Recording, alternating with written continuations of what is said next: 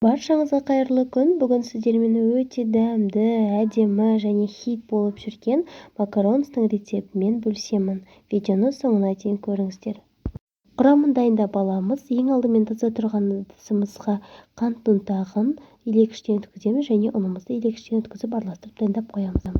Жұмыртқамыздың ағынан меренка жасаймыз. Кішкене қантымызды араластырып отырып жақсылап ағартып аламыз. Міне осылай болуы керек. Сосын дайындап алған ұнымызды және красителімізді қосып жақсылап дайын болған қамырымызды кондитерский мешокқа салып аламыз және де пергамент қағазға осылай дөңгелекше етіп құйып шығамыз. Оның теп-тегіс болып жайғасу үшін кішкене ұрып аламыз. Дәл видеодағындай және кішкене іштерінде ауа қалып кетеді, соны спачкидің көмегімен тегістеп шығамыз. Пешімізді 10 минут алдын ала қыздырып аламыз. 15 минут 25 минуттай пісіріп аламыз.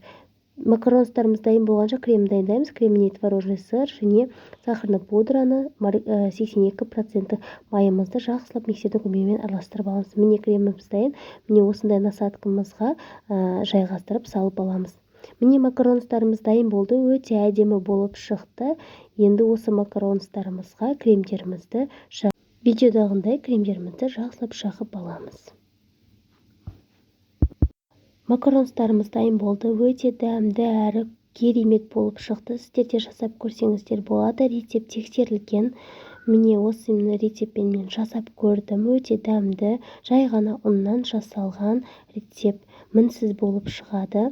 Видеом сіздерге ұнаса, лайк басып комментарий жазуды ұмытпаңыздар. Және де бұдан да көп видеолар шығады. Сол себепті менің YouTube каналыма тіркелуді де ұмытпаңыздар. Сіздермен болған Жансұлу.